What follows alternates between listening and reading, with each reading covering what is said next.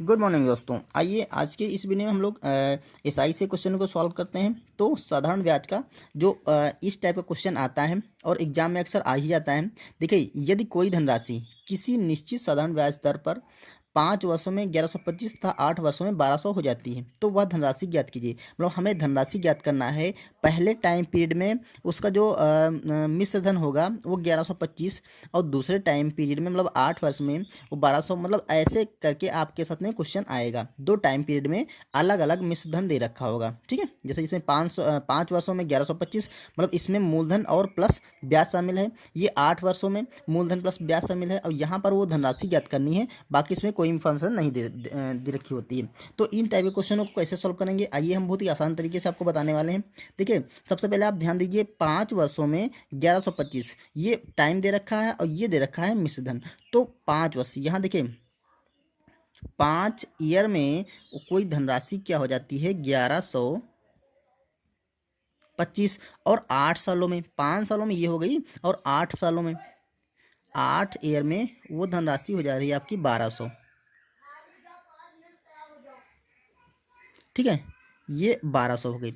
अब देखिए यहाँ पर जो अंतर है ईयर में वो 3 वर्ष का अंतर है, ठीक है। 3 ईयर में वो धनराशि, देखिए ये है आपका जो मिश्र धन होगा, ठीक है। ये मिश्र धन अगर आपका है तो कोई धनराशि मान लेते होगी, पी मान लेते कोई धनराशि रही होगी। तो पी धनराशि पर जो 5 वर्षों में ब्याज मिला वो और प्लस मूलधन, ये मूलधन प्लस ब्याज है, मतलब पी प्लस इंटरेस्ट, ठीक है। ये मूलधन प्लस ब्याज है 5 वर्षों का, और ये है 8 वर्ष का मूलधन प्लस ब्याज। अब आप देखिए यहाँ पर जो 5 वर्षों का मूलधन प्लस ब्याज है वो 1125 है और 8 वर्षों का 1200 है। तो मतलब इसमें जो अंतर है 3 वर्ष का, 3 वर्ष का जो अंतर है उसमें जो ब्याज आया है वो यहाँ पर एक्स्ट्रा है। मतलब यहाँ पर जो एक्स्ट्रा 25 रुपये, देखिए 1200 से हम 1125 घटाएंगे तो आपका बचेगा 75 रुपये, ठीक है। तो जो 75 रुपये है वो 3 वर्ष का ब्याज होगा, जो भी हमारी मूलधन रहा होगा, ठीक है। इस पर 3 वर्ष का ब्याज रहा होगा, ठीक। ये चीज़ क्लियर हो गई होगी आपको कि 1200 रुपये 8 वर्ष का है और 5 वर्ष का 1125 है। ये आपका मिश्र धन है, मतलब मूलधन प्लस ब्याज। तो यहाँ पर मूलधन तो सेम दोनों में रहा होगा, तो जो रुपए में अंतर आया है वो उसका ब्याज निकल के आया होगा जो मूलधन रहा होगा, ठीक है। आप इसको सिंपली इस तरह से समझिए, 3 वर्षों का जो ब्याज है वो 75 रुपया है, ठीक है। तो यहाँ से आप क्लियर कर सकते हैं कि 3 वर्ष का जो ब्याज है, 3 ईयर का जो ब्याज है वो 75 रुपये है। तो आप यहाँ से 1 ईयर का ब्याज निकाल सकते हैं। 1 साल का जो ब्याज होगा वो 75/3 कर देंगे तो आपका आएगा 25 रुपये, ठीक है। तो यहाँ से आप लिख सकते हैं कि 1 साल का जो वन ईयर का ब्याज है, ठीक है, वो आपका है 25 रुपये, ठीक है। अब देखिए अगर यहाँ पर ये देखिए 5 वर्ष का मूलधन प्लस ब्याज दे रखा है, तो हम यहाँ पर 5 वर्ष का मूलधन प्लस ब्याज, अगर 5 वर्ष का हमें ब्याज निकाल लें, ये इंटरेस्ट है 25 रुपये, क्या है ये वाला 25 रुपये आया है ये ब्याज है, ठीक है। वो भी 1 साल का, ठीक है। 1 साल का ब्याज है तो हमें निकालना है 5 साल का। अगर 5 साल का हम ब्याज निकाल लें तो इसमें से हम ब्याज घटा देंगे तो हमारी जो मूलधन की राशि है वो आ जाएगी। तो देखिए 5 वर्ष का, 1 वर्ष का इतना है तो दोनों तरफ हम 5 से मल्टीप्लाई करेंगे, यहाँ 5 से मल्टीप्लाई करेंगे, यहाँ भी 5 से मल्टीप्लाई करेंगे, तो ये आएगा 5 वर्ष। 5 का जो इंटरेस्ट है ब्याज वो 25 पंचे 125 रुपये आ जाएगा। ये क्या है, ये आपका ब्याज है, ठीक है। 5 वर्ष का ब्याज 125 रुपये हो गया। अब देखिए ये 5 वर्ष का मूलधन प्लस ब्याज है तो यहाँ से हम ब्याज घटा देंगे तो हमारा मूलधन निकल आएगा। क्लियर, देखिए P प्लस आई ये बराबर दे रखा है 1125। आप इसमें भी निकाल सकते हैं, 8 वर्ष का निकाल लें और 8 वर्ष का निकाल लेंगे ब्याज और इसमें से घटा देंगे तब भी आ जाएगा आपका।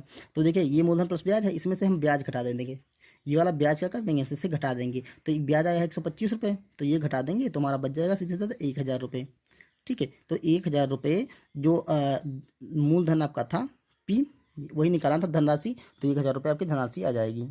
देखिए तो जो ये धनराशि थी वो 1000 रुपये। अब इसमें से भी निकाल सकते हैं। देखिए 1200 का अगर यहाँ पे 8 वर्ष का है ना, तो 1 वर्ष का 25 रुपये, तो 8 वर्ष का आपका हो जाएगा, इसको 25 से 8 से मल्टीप्लाई करेंगे तो 200 रुपये हो जाएगा, और इसमें से 200 घटा देंगे तो आपका आ जाएगा 1000 रुपये, ठीक है। दोनों से आप निकाल सकते हैं। इस क्वेश्चन को हमें समझाने में आपको समय लगा, लेकिन आप इसको जब सॉल्व करेंगे तो आपको कुछ नहीं करना है, सिर्फ 5 वर्ष का आप इसको ऐसे ही कैलकुलेट कर सकते हैं। देखिए 5 वर्ष का 1125, 8 वर्ष का यानी कि 3 वर्ष का हमें ब्याज इसमें एक्स्ट्रा है, तो इसमें से ये घटा देंगे तो 3 वर्ष का ब्याज आपका निकल आएगा। तो 3 वर्ष का ब्याज जो भी होगा उसको हम मल्टीप्लाई करेंगे 5 वर्ष या 8 वर्ष से, जो भी आएगा उसमें से, इसमें से अगर 5 से मल्टीप्लाई करेंगे तो इसमें से घटा देंगे, 8 से मल्टीप्लाई करेंगे तो इसमें से घटा देंगे, आपका जो धनराशि वो आ जाएगी सिंपली। ओके, उम्मीद है ये चीज़ समझ में आ होगा। चलिए एक क्वेश्चन और करते हैं इसी टाइप का।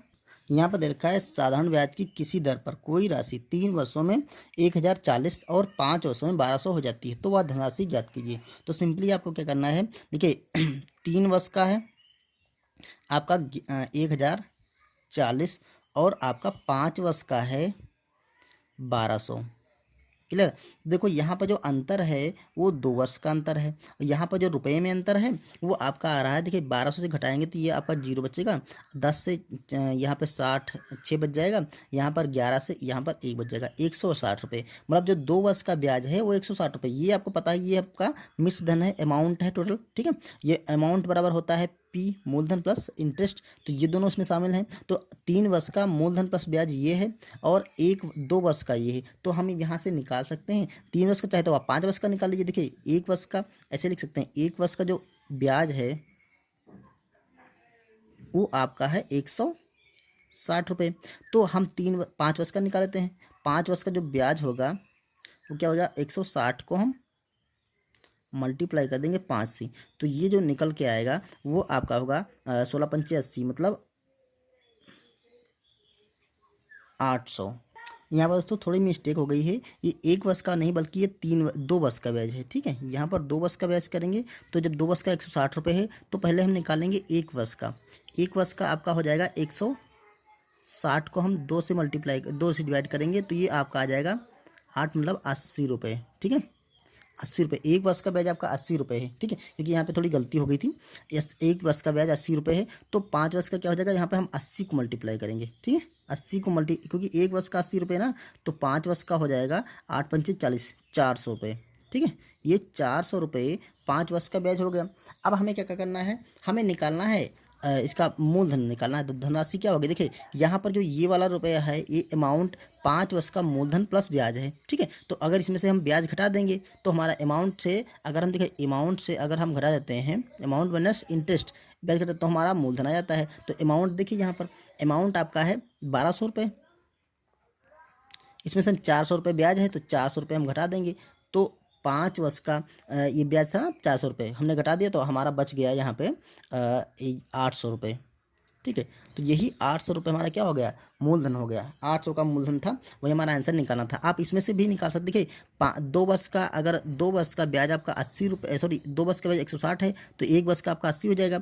अगर आप इसी क्वेश्चन में 3 वर्ष का निकालना चाहें, 3 वर्ष का अगर इसको मल्टीप्लाई करेंगे 3 से तो आपका आ जाएगा 8 त्रिक 24, मतलब 240 रुपये। ये 240 रुपये जो आया है वो 3 वर्ष का ब्याज है। तो यहाँ पर 3 वर्ष का ब्याज प्लस मूलधन शामिल है, तो 3 वर्ष का ब्याज इसमें से घटाएंगे, तो जब 240 में से घटा देंगे ना तो आपका 800 यहाँ पर भी बच जाएगा, ठीक है। तो इस तरह से आप किसी भी राशि से उसका ब्याज घटा देंगे तो आपका मूलधन निकल आएंगे, ठीक है। तो उम्मीद है ये क्वेश्चन क्लियर हो गया होगा और आप इस तरह के क्वेश्चन आसानी से निकाल सकते हैं। ओके, तो चलिए नेक्स्ट वीडियो में किसी मिलते हैं। अगर आपको वीडियो पसंद आए तो उसे लाइक ज़रूर कर दीजिएगा, चैनल पर नए हैं तो सब्सक्राइब कर लीजिएगा। चलिए, थैंक यू।